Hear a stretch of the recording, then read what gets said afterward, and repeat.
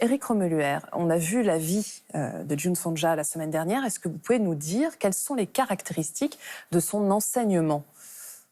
Alors, effectivement, en premier, la dimension non sectaire qui passe pour lui par un retour aux sources.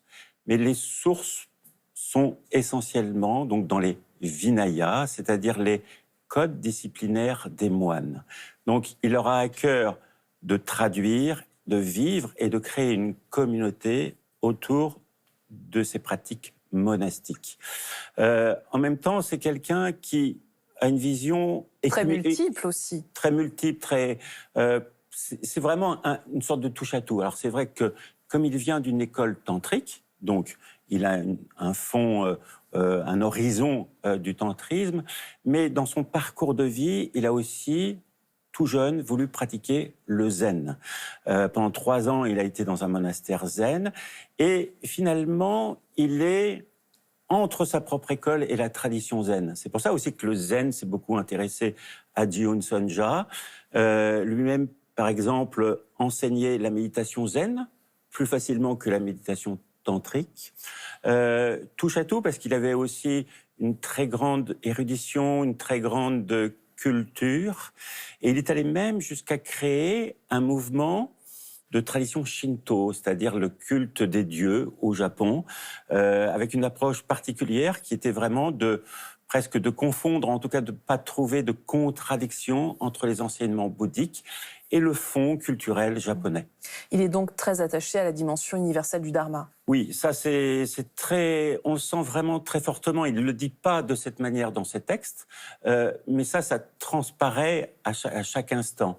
Bien sûr, il a cette vocation monastique, donc il s'adresse à des moines, mais pour lui, c'est aussi de s'adresser à tout à chacun. Ne pas oublier que... Donc les laïcs y compris. Oui, dans la tradition bouddhiste, quand on parle de Sangha, c'est-à-dire la communauté bouddhiste, on dit la communauté en 4 parties, qui sont les moines, les moniales, les fidèles laïcs, hommes et femmes.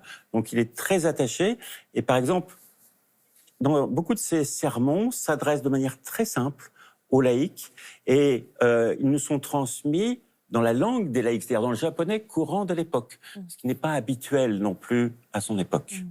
Alors, il y a aussi une particularité dans son enseignement, c'est cet attachement au karma. Alors, d'une manière générale, le karma est un axe fondateur de toutes les traditions bouddhistes. Donc, pour rappel, qu'est-ce que c'est que le karma? Donc, c'est un mot qui veut dire l'acte en sanskrit, mais qui, dans la tradition bouddhiste, on va dire, prend en compte à la fois la dimension intentionnelle, c'est-à-dire ne peut être un acte karmique qu'un acte intentionnel, l'acte lui-même et les conséquences ou les fruits, on parle de fruits. Donc vraiment cette dimension que nos actes que nous effectuons nous affectent, qui vont nous imprégner.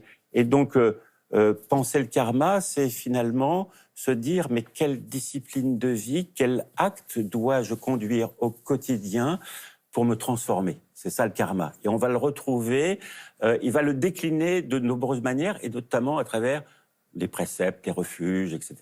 Que nous verrons tout à l'heure. Alors, il y a aussi un autre aspect très important, c'est le kessa, qui est un habit de pauvreté, lié à la pauvreté, je crois. Quel rôle joue-t-il, justement, dans sa vie même? C'est un rôle essentiel. Et c'est vrai que la tradition zen actuelle le connaît à travers cette transmission d'une forme de kessa, qui est le kessa traditionnel qu'on portait au temps du Bouddha. Alors, dans la tradition bouddhiste, qu'est-ce qu'un moine? Dans les Vinayas, on trouve cette définition, ou en tout cas cette manière d'approcher la vie monastique. C'est une manière de s'habiller, une manière de manger, une manière d'habiter un lieu. C'est ça qui définit. Donc ce sont nos ressorts les plus essentiels dont nous avons besoin, manger, dormir, etc. Et on les réoriente. Et donc le kessa, et c'est là où pour lui ça sera important, c'est pas juste un vêtement ecclésiastique, c'est pas un vêtement d'apparat, c'est vraiment l'enseignement vivant que l'on revêt. Donc il aura vraiment cette volonté de retrouver la manière ancienne. Et donc lui va mettre vraiment l'accent à une époque où il perçoit aussi que les moines sont dans des relations de pouvoir, de séduction, etc., de dire revenons à l'idéal de pauvreté et de simplicité qu'incarne le Kessa. D'humilité aussi. Oui, tout à fait. Alors, que nous dit-il sur les 3 refuges? Alors, voilà, ça c'est cette dimension peut-être aussi de s'adresser aux laïcs. Alors, les 3 refuges, qu'est-ce que c'est dans le bouddhisme? Alors, c'est pas un engagement, c'est une sorte d'acte, un élan du cœur où l'on témoigne d'une confiance et d'un appui. Donc, dans le Bouddha, l'éveillé. Donc, l'éveil, c'est pas quelque chose d'abstrait, ça c'est incarné dans le Dharma, c'est-à-dire les discours, les méthodes qu'il transmet, et le Sangha, c'est-à-dire la communauté bienveillante des personnes qui sont engagées à se soutenir mutuellement dans ce chemin. Et donc, traditionnellement, donc prendre refuge, c'est entrer en bouddhisme. Et donc lui, c'était très important d'offrir cette possibilité à tout à chacun de prendre refuge et d'être touché au plus profond de lui-même par cet enseignement, et toujours à mettre en relation avec le karma, c'est-à-dire que plus l'intention est profonde, plus le changement est important. Hein, c'est ça qu'il dit, même si je relisais en venant jusqu'à vous un texte qui est un sermon où il dit si vraiment l'intention est très profonde, on deviendra un Bouddha. Donc ça, c'est très beau. Et donc, il encourageait vraiment tout le monde. Alors, chose qu'on retrouve beaucoup, par exemple, dans le bouddhisme tibétain, à prendre refuge. Alors, cela nous renvoie également aux 10 préceptes que vous évoquiez tout à l'heure, les 10 préceptes positifs. Est-ce qu'on peut les rappeler, au moins quelques-uns? Alors, les 10 préceptes positifs, c'est une liste de préceptes qu'on retrouve dans toutes les traditions bouddhistes. Alors, peut-être aussi rechercher cette dimension écuménique. Et lui appartient à une tradition tantrique. Et il y a un texte fondateur du tantrisme qui s'appelle le Mahavairocana Sutra, le sutra du grand lumineux, Vairocana, qui est un Bouddha, où il y a un chapitre entier qui est consacré, c'est un dialogue entre ce Bouddha, Vairocana, et Vajrapani, un de ses disciples. Et Vajrapani lui dit, mais je ne comprends pas, vous dites que c'est pour les bodhisattvas, mais tout le monde les pratique, même les non-bouddhistes pratiquent ça. Et il dit, c'est beaucoup plus profond, et si on pratique ces 10 préceptes, on pratiquera à l'égal des Bouddhas et des bodhisattvas. Donc, ces 10 préceptes qui ont une dimension, et moi, ce qui me touche, c'est que vraiment, ils traversent les époques, et tout le monde peut se les approprier et se sentir concerné.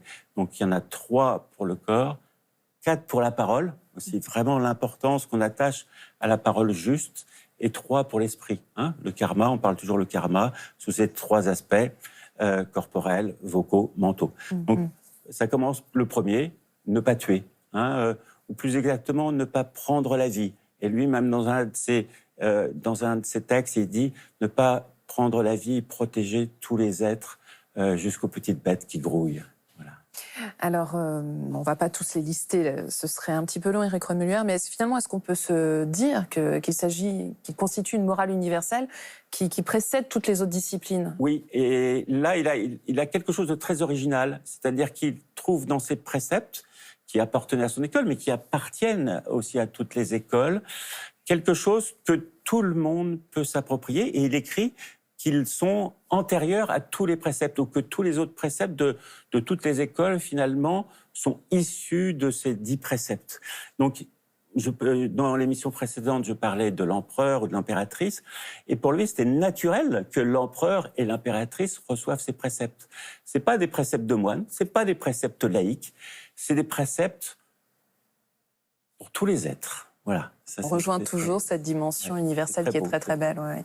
Alors il y a une de ces expressions récurrentes que j'ai notée car elle est très très belle. Il nous dit c'est la voie qui rend l'homme humain. Qu'est-ce que ça signifie, Éric Remuller? Et est-ce que ça ne peut pas résumer finalement la personnalité et l'enseignement de Oui, June Sonja? tout à fait. Il a écrit plusieurs livres qui portent ce titre, La voix qui rend l'homme humain, où il y a quelques variations. Et c'est une expression qui revient beaucoup. Et notamment, il le met en relation avec ces 10 préceptes, en disant que ces 10 préceptes rendent l'homme humain. Alors nous, on pourrait s'attendre à ce que ça rende l'homme Bouddha. Donc, en tout cas, dans un contexte bouddhiste. Et en fait, cette expression, c'est l'expression à l'origine chinoise ancienne qui n'appartient au bouddhisme. Mais lui, il se l'approprie dans une dimension aussi, ce qui est important aussi. Il recherche aussi le bien social ou le bien communautaire, en disant que il y a là une morale universelle, notamment de ce que je vous disais. Il y a tous les préceptes sur la parole, d'avoir une parole juste, vraiment sincère, honnête, et que c'est là aussi, ça revient beaucoup, c'est le ferment d'une bonne vie en société, d'une certaine manière. Alors, avant de nous quitter, Éric Remuller, j'aimerais que vous nous disiez quelques mots sur le refuge du Plessis dans le sud de la Sarthe, que j'évoquais au début de cette émission. C'est donc un projet de vie communautaire et écologique, c'est cela? Oui, pour l'instant, nous sommes peu nombreux parce que nous sommes dans une période délicate, qu'on a appelée le confinement. Pour moi, c'est un prolongement, c'est-à-dire que j'ai été sensible à l'enseignement du zen. J'ai suivi un maître merveilleux, un Bouddha vivant qui s'appelle Ryotan Tokuda. Pour lui, c'est comme June Sonja, on va dans la montagne, on pratique, etc. Mais en même temps, il y a toute la question du bouddhisme engagé qui pour moi est très important.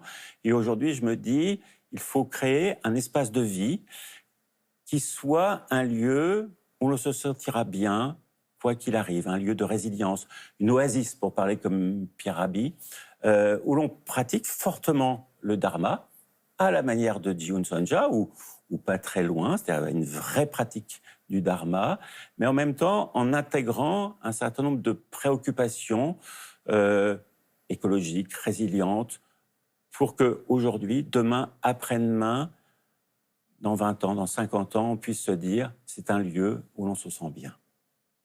Bravo en tout cas pour cette très très belle initiative. Venez. Avec grand plaisir. Et merci infiniment de nous avoir accompagnés durant ces 2 émissions, Éric Remuller. Merci. Merci beaucoup. Et si vous souhaitez en savoir plus, voici quelques livres que nous vous proposons. Tout d'abord de notre invité, publié tous les 2 aux éditions du Seuil, Le bouddhisme engagé. Éric Remuller en retrace l'histoire et présente les différentes figures et orientations de ce bouddhisme engagé. Un ouvrage qui propose également une réflexion bouddhique sur le monde d'aujourd'hui et ce qu'il réclame de l'homme. Et aussi Les Bouddhas naissent dans le feu, aux éditions du Seuil. Zen et vie quotidienne, de Taizen Deshimaru, publié chez Albin Michel. Cet ouvrage est le fruit de la pratique de Zazen enseignée par maître Taizen Deshimaru, expérience fondamentale de connaissance de soi, des autres, du monde et du cosmos. Et enfin, le bouddhisme Zen Soto de Kō Shizan aux éditions Sully. Celui-ci, qui fut le supérieur du grand temple de Soshiji, apporte une contribution majeure à la compréhension de la pratique de la doctrine du bouddhisme Zen Soto. Vous y retrouverez entre autres un éclairage sur le rôle essentiel de Kezan. C'est la fin de cette émission.